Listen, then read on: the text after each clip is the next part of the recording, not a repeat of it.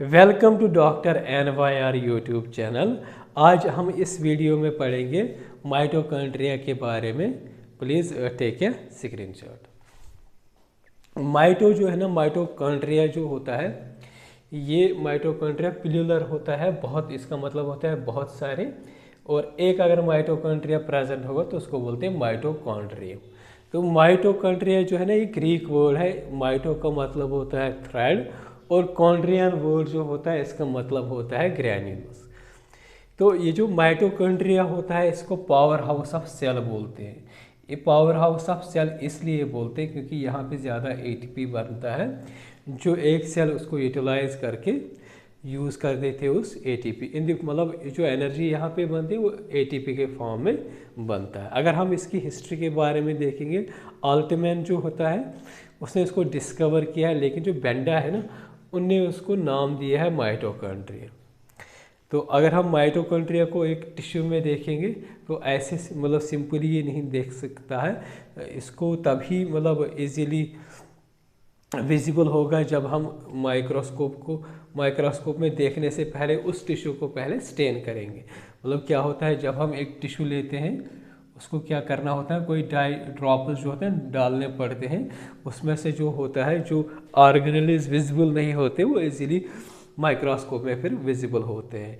Number अगर हम देखेंगे, ये जो माइटोकॉन्ड्रिया जो होता है ना, ये मतलब डिफरेंट ऑर्गेनिज्म में होते हैं, डिफरेंट सेल में ये प्रेजेंट होता है, तो ये वेरी होता है। फॉर एग्जांपल अगर हम ह्यूमन स्पर्म देखेंगे ना, तो ह्यूमन स्पर्म सेल जो होता है उसमें 25 माइटोकॉन्ड्रिया प्रेजेंट होता है। तो मतलब जहाँ पे भी मतलब सेल जो होते हैं, इसी तरीके से अगर हम किडनी में देखेंगे, किडनी में और ये वेरी होता है। मतलब जहाँ पे भी सेल जो होते हैं उसके अलग अलग फंक्शन के हिसाब से जो माइटोकॉन्ड्रिया जो होता है उनका साइज होता है। केमिकल कंपोजिशन अगर हम देखेंगे, माइटोकॉन्ड्रिया को मैंने शॉर्ट में लिखा है MIT। इसमें 70% प्रोटीन प्रेजेंट होते हैं, 25 to 30% इसमें लाइपिड्स प्रेजेंट होते हैं, और जो लाइपिड्स इसमें प्रेजेंट होते हैं वो फॉस्फोलिपिड 90% प्रेजेंट होते हैं लिपिड्स में। 10% इसमें कोलेस्ट्रॉल प्रेजेंट होता है, और कभी कभी इसमें विटामिन E भी प्रेजेंट होता है। शेप अगर हम देखेंगे ना, ये हाईली वेरिएबल होता है। ये सोसेज शेप्ड भी होता है, सिलेंड्रिकल शेप्ड भी होता है, और कभी कभी क्या होता है, रॉड शेप्ड भी होता है। तो इसका जो चेंज जो होता है ना, ये जो चेंज मतलब शेप जो होती है इस माइटोकॉन्ड्रिया की, ये क्या करता है, फंक्शन के हिसाब से ये चेंज करता है। सेल की मतलब जो चीज़ जो होती है सेल के हिसाब से ये चेंज करता है अपने शेप। तो जो ऑर्गेनेली अपने शेप सेल के हिसाब से चेंज करेगा उस प्रोसेस को बोलते हैं प्लियोमॉर्फिज्म। साइज अगर हम देखेंगे माइटोकॉन्ड्रिया का कितना साइज होता है, 0.2 to 1.0 माइक्रोमीटर होता है इसका डायमीटर, और 1 to 4 माइक्रोमीटर होता है लेंथ। मतलब यहाँ से यहाँ तक इसका लेंथ जो होता है वो होता है 1 to 4 माइक्रोमीटर। इसी तरीके से अगर हम देखेंगे, हर किसी यूकैरियोटिक सेल में प्रेजेंट होता है। तो ये जो सेल में जो होता है, अगर हम सेल एक देखेंगे, वहाँ पे जो ये माइटोकॉन्ड्रिया जो होता है ये एक ही जगह पे रुकने वाला नहीं, ये मोबाइल होता है। साथ साथ में इसमें इलास्टिसिटी भी होती है, ये इलास्टिक भी होती है। तो इसके बाद अगर हम देखेंगे स्ट्रक्चर, ये जो माइटोकॉन्ड्रिया होता है ना, ये डबल मेम्ब्रेन ऑर्गेनेली होती है। तो डबल मेम्ब्रेन का मतलब क्या होता है, इसमें आउटर मेम्ब्रेन होता है और इनर मेम्ब्रेन होता है। जो आउटर मेम्ब्रेन जो होता है ना, ये वाला हो गया आउटर मेम्ब्रेन, ये वाला आउटर मेम्ब्रेन है, और ये वाला जो होता है ये इनर मेम्ब्रेन होता है। तो आउटर मेम्ब्रेन जो होता है स्मूथ होता है, बिल्कुल मतलब स्मूथ होता है, और जो इनर मेम्ब्रेन जो होता है इसमें कुछ फोल्डिंग्स होते हैं। ये वाला इनर मेम्ब्रेन है, ये वाला, ये पूरा इनर मेम्ब्रेन है यहाँ से यहाँ तक।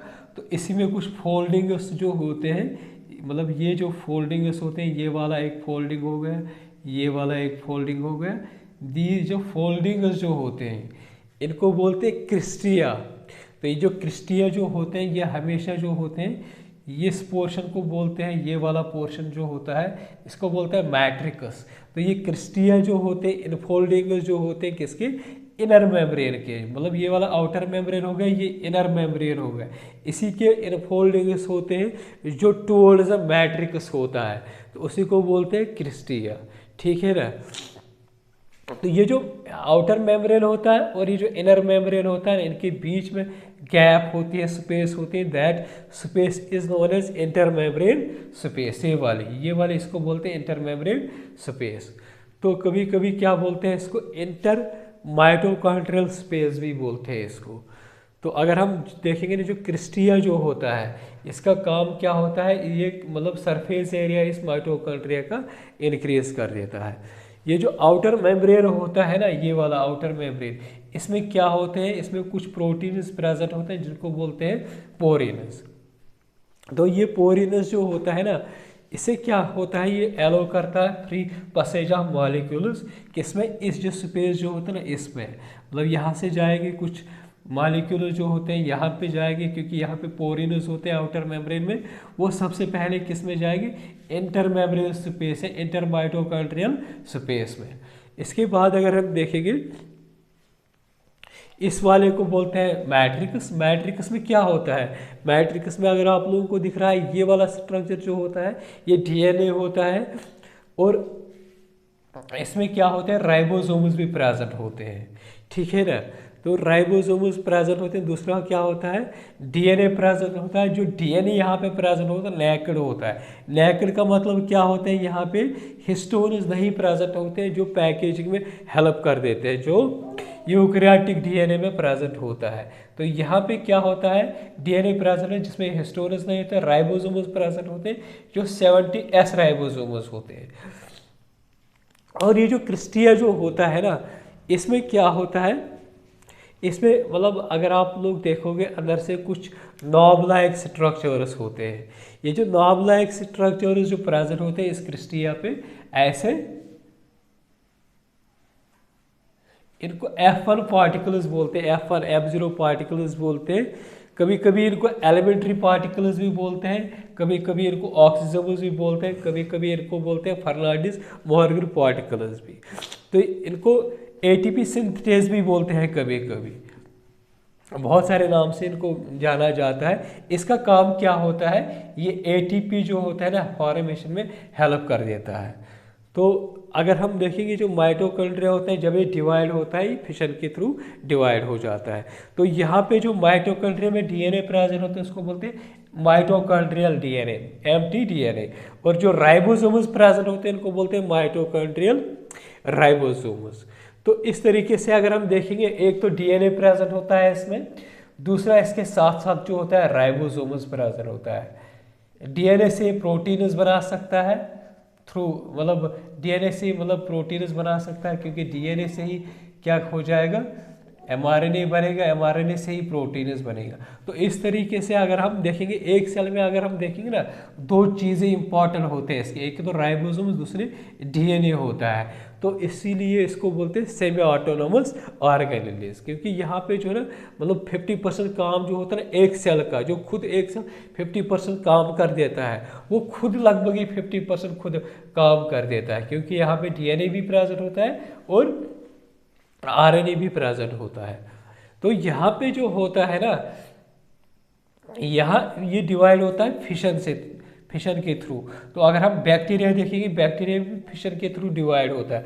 दूसरा अगर हम देखेंगे बैक्टीरिया में होता है 70S राइबोसोम, ठीक है ना, और डीएनए जो होता है वो नेकेड होता है। तो इस तरीके से हम कह सकते हैं ना, जो माइटोकॉन्ड्रिया जो होता है ना इसकी रिजेम्बलेंस बिल्कुल बैक्टीरिया के जैसे होता है। इसकी फंक्शंस मेन चीज़ जो होती है ना, ये एटीपी फॉर्मेशन कर देता है, और दूसरा क्या है, ये सेलुलर रेस्पिरेशन में भी हेल्प कर देता है। जो हमने F1 पार्टिकल जो होता है ना वो ऐसे दिखते हैं इस क्रिस्टिया पे।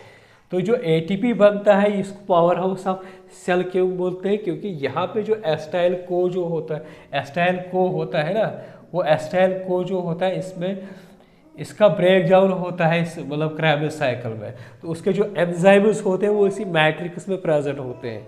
तो इस मैट्रिक्स में उसके एंजाइम्स प्रेजेंट होते हैं। हम कह सकते हैं जो क्रेब्स साइकिल जो होता है सेल में कहाँ पे होता है, मैट्रिक्स में, इसके एंजाइम्स यहीं पे प्रेजेंट होते हैं। तो वो क्रेब्स साइकिल क्या करता है, साइक्लिक ब्रेक डाउन कर देता है इस एसिटाइल CoA को। तो उससे क्या होता है, बहुत सारे ATP मॉलिक्यूल्स की फॉर्मेशन हो जाते हैं, जिससे इसको बोलते हैं पावर हाउस ऑफ सेल। वो एनर्जी जो होती है, ATP जो होता है एडेनोसिन ट्राइफॉस्फेट, एक तरह की एनर्जी होती है। अगर आप लोगों को हमारा ये वीडियो अच्छा लगा होगा, प्लीज़ इस चैनल को सब्सक्राइब कर दीजिएगा, वीडियो को लाइक और शेयर कर दीजिएगा। Thank you very much.